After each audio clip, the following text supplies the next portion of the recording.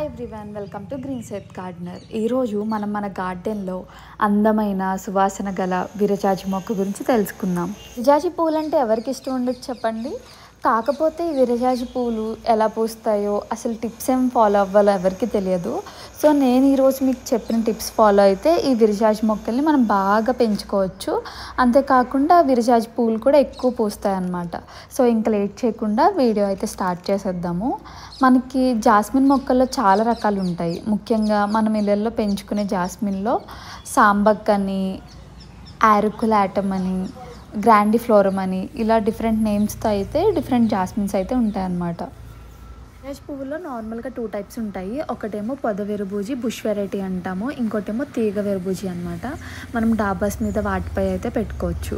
మనకి ఏది నచ్చితే ఆ వెరైటీ అయితే తీసుకోవచ్చు. ఇది వచ్చేసి బుష్ వెరైటీ అనమాట. దీన్ని ఎలా నాటాలంటే ఫస్ట్ విరజాజి మొక్కలు అయితే మనం కొమ్మల ద్వారాగా కూడా చాలా ఈజీగా పెంచుకోవచ్చు. బాగా ఎదిగిన కొమ్మ ఉంటుంది కదా, బలంగా ఉన్న కొమ్మ, దాన్ని తీసుకుని దాన్ని లీవ్స్ అన్నీ తీసేసి దాని తర్వాత ప్లాంట్ చేసుకున్నా కూడా విరజాజి ప్లాంట్ అయితే బాగా ఇలా కొమ్మ ద్వారా అయితే ఈజీగా పెరుగుతుంది. ఆ తర్వాత లేదంటే మనం నార్మల్గా ఇక్కడ కొమ్మలు ఉన్నాయి కదా, ఈ కొమ్మల దగ్గరే కింద భాగంలో మనకి చిన్న చిన్న నాటుల్లా వస్తాయి అన్నమాట. వాటిని సపరేట్ చేసుకుని కూడా పెంచుకోవచ్చు. లేదంటే మన దగ్గర నర్సరీ ఏమైనా ఉంటే అక్కడ నుంచి అయితే తీసుకోవచ్చు. అక్కడ మనం మన చాయిస్ అనమాట. బుషి వెరైటీ కావాలంటే బుషి వెరైటీ తీసుకోవచ్చు, తీగ వెరైటీ కావాలంటే తీగ వెరైటీ అయితే తీసుకోవచ్చు. ఇప్పుడు ఎలా తీసుకోవాలనేది ఐడియా వచ్చింది కదా. సో ఇప్పుడు ఎలా పెంచాలి, ఎలా సంరక్షించాలి అనేది తెలుసుకుందాం. ఫస్ట్ విరజాజి ప్లాంట్కి అయితే సన్లైట్ అయితే చాలా ఇంపార్టెంట్ అనమాట. సో బాగా సన్ తగిలే ప్లేస్లో అయితే వేయాలి. 6 to 8 hours సన్లైట్ తగిలితే మొక్క అనేది బాగా పెరుగుతుంది. ఇంకా వాటర్ విషయానికి వస్తే మట్టి ఆరిపోకుండా తగినంత వాటర్ అయితే పోయాలి. కానీ నీరు అనేది నిల్వ ఉండకూడదు అనమాట. వాటర్ అనేది అలా లాగ్ అయిపోయి ఉంటే రూట్స్ అనేవి కుళ్ళిపోతాయి. సో మట్టి ఆరిపోకుండా తగినంత నీరు పోస్తూ ఉంటే మనకి ఈ విరజాజి ప్లాంట్ అయితే బాగా గ్రో అవుతుంది.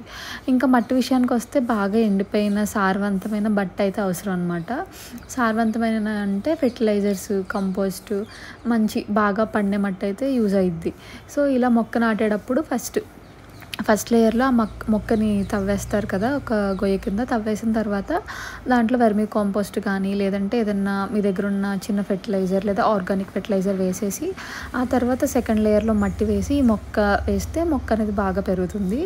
అలా మట్టి వేసేసిన తర్వాత ఇలా కొమ్మ కానీ లేదా తెచ్చుకున్న దాన్ని ఈ విధంగా మనం మట్టిని అయితే ఫెర్టిలైజర్ వేసేసిన తర్వాత నీట్గా అయితే నాటుకోవాలి. అలా నాటుకున్న తర్వాత సన్లైట్ ప్లేస్లోనే చూస్ చేసుకున్నాం కాబట్టి వాటర్ అనేది నిల్వ ఉండకుండా అలా వాటర్ వేయాలి. సో మనకి సన్లైట్ సెట్ అయిపోయింది, వాటర్ సెట్ అయిపోయింది, మట్టి కూడా సెట్ అయిపోయింది కదా. ఇప్పుడు అసలు ఈ మొక్కను పెంచడానికి ఎరువులు అంటే ఫెర్టిలైజర్స్ ఎలా వాడాలో తెలుసుకుందాం. ఏ మొక్క అయినా పెరగాలంటే మంచి ఫుడ్ ఉండాలన్నమాట. మన హ్యూమన్ బాడీకి ఫుడ్ ఎలానో వీటికి ఫెర్టిలైజర్స్ అలా అనమాట. సో ఆ ఫెర్టిలైజర్స్ ప్రిపేర్ చేసుకోవడానికి కొన్ని టిప్స్ అయితే తెలుసుకుందాం.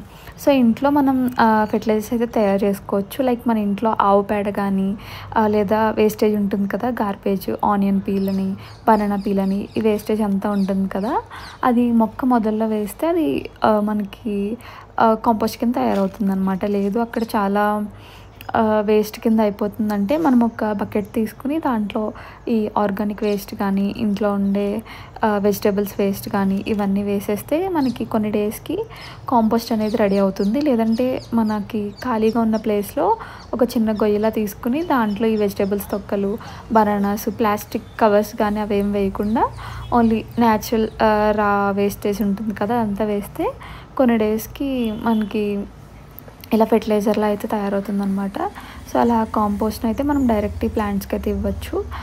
ఇంకా మస్టర్డ్ పౌడర్, ఆవాల పొడి ఉంటుంది కదా, అది ఇచ్చినా కూడా ప్లాంట్స్ అనేవి బాగా గ్రో అవుతాయి. మెయిన్గా ఈ విరజాజి ప్లాంట్స్కి మస్టర్డ్ పౌడర్ అనేది బాగా యూజ్ అవుతుంది. ఇంకా మనం చూసుకుంటే బనానా తొక్కలు ఇటువంటివి బాగా పోషకాలు ఉన్నవి ఎరువులు ఇస్తే మొక్క అనేది బాగా పెరుగుతుందన్నమాట. ఇంకా ఎవరికైనా గ్రీన్ టీ తాగే అలవాటు ఉంటే ఆ గ్రీన్ టీ పాటేసిన ప్యాకెట్స్ ఉంటాయి కదా, అవి ఇచ్చినా కూడా ఈ మొక్క అనేది బాగా పెరుగుతుందన్నమాట.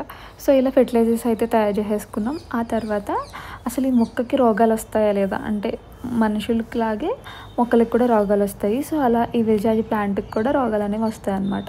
సో ఖచ్చితంగా ఈ మొక్కని మనం రోజు గమనిస్తూ ఉండాలి. ఎటువంటి తెగుళ్ళు కానీ లేదా పురుగులు కానీ పడుతున్నాయో లేదా అని చెప్పి. సో మనం నీట్గా అబ్జర్వ్ చేసుకుంటే ప్లాంట్ అనేది ఇలా హెల్తీగా నీట్గా గ్రో అవుతుందన్నమాట. కాకపోతే మానిటరింగ్ అనేది కంపల్సరీ. ఆ తర్వాత ఇలా మనం ఇలా పురుగు పట్టినా కానీ లేదా తెగుళ్ళు కానీ కనిపిస్తే మనం అక్కడికి ఆ ప్లాంట్ని ప్రూన్ చేసేస్తే బెటర్ అనమాట. ఈ విరజాజి పూల్లో ఉన్న స్పెషాలిటీ ఏంటంటే దీనికి సీజన్తో సంబంధం ఉండదు. అన్ని సీజన్స్లో మనం నీట్గా ప్రూన్ చేసుకుని వాటర్ ఇచ్చి ప్రైజెస్ కూడా బాగా ఇస్తే మనకి విరజాజి పూలు అనేవి ఇయర్ మొత్తం పూస్తాయి అన్నమాట. సో అంతా మన చేతిలో ఉంటుంది. ప్లాంట్ని మనం బాగా చూసుకుంటే మనకైతే పువ్వులు అయితే చాలా బాగా వస్తాయి.